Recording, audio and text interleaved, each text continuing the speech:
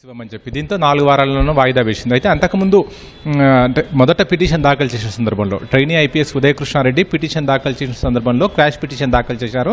అందులో దానికి సంబంధించి కొన్ని అంశాలు కూడా పేర్కొన్నారు. బాధితురాల ఫిర్యాదు మేరకు అత్తాపూర్ పిఎస్లో కేసు నమోదైంది. కానీ తప్పుడు ఫిర్యాదు ఆధారంగా తనపై కేసు నమోదు చేశారు కాబట్టి ఆ కేసును కొట్టేయాలని చెప్పి కూడా తను పిటిషన్లో పేర్కొన్నారు. అయితే దీనికి సంబంధించి అంటే లెటర్ ఒక ఎఫ్ఐఆర్లో కొన్ని అంశాలు కూడా పేర్కొన్నారు. దాన్ని ఖండిస్తూ ఈయన పిటిషన్లో కూడా కొన్ని అంశాలు పేర్కొన్నారు. ఎందుకంటే తాను ఐపీఎస్కు ఎంపికైన వెంటనే ముస్సూరులో శిక్షణ సమయంలో బాధితురాలు తాను ప్రేమలో పడ్డామని, ఆ తర్వాత ఇరుగురు అంగీకారం మేరకు సన్నిహితంగా కూడా మెలిగాము.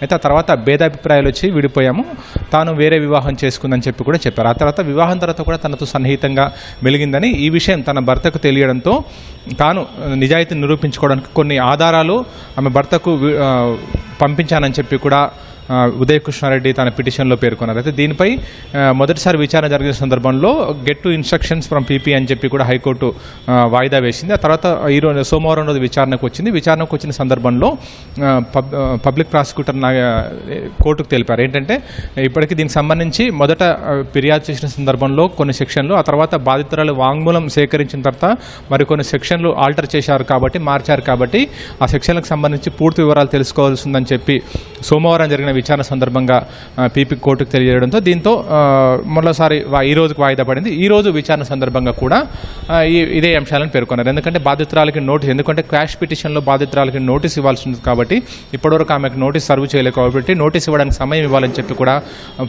పబ్లిక్ ప్రాసిక్యూటర్ పల్లె నాగేశ్వరరావు కోరడంతో ఈ మేరకు కోర్టు అంగీకరించి విచారణ 4 వారాలకు వాయిదా వేసింది.